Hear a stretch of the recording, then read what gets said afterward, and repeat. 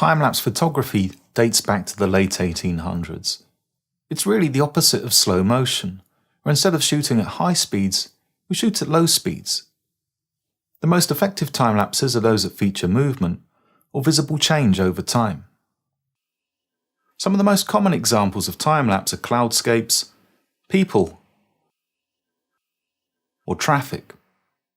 Longer time-lapses, shot at extended intervals, condense time that might stretch over hours or even days. This could feature things like construction work, or the transition from day to night, otherwise known as the Holy Grail technique due to its technical complexity. The evolution of digital photography has seen time-lapse rise in popularity, and as a result has become more accessible. A time-lapse is simply a number of photographs shot sequentially then put together as video. A typical video plays at 24, 25 or 30 frames per second. To produce 1 second of video, you'd normally need to take about 25 photographs. The key considerations when creating a time-lapse video are the duration, the interval between frames, and how much time you expose each image. The duration is simply figuring out how many photographs to produce your desired length of video. If you want 8 seconds of video, and your final video will play at 25 frames per second, you'd have to multiply 8 by 25 to discover the number of frames you need to shoot. In this case, about 200 frames will give us 8 seconds of video. The interval is the time it takes between each photograph is taken.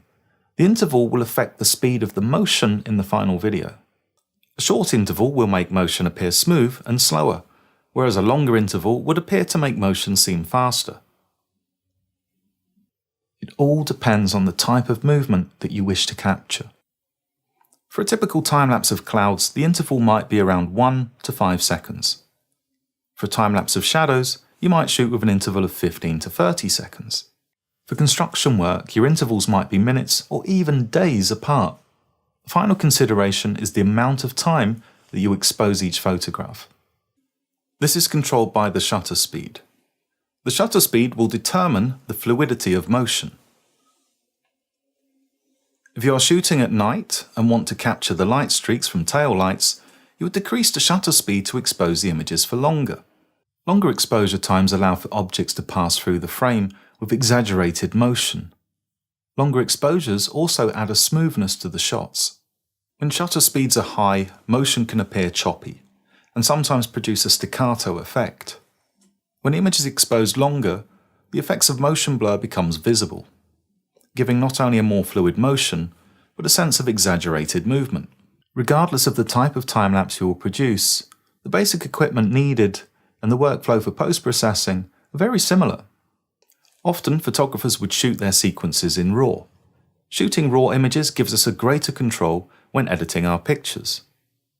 Some photographers might shoot JPEGs as well as RAW, for quick review and pre-visualization before editing. Sequences would then be processed in Lightroom or Bridge. Then the sequences would be exported either as individual video clips or as image sequences designed for further editing in a video application.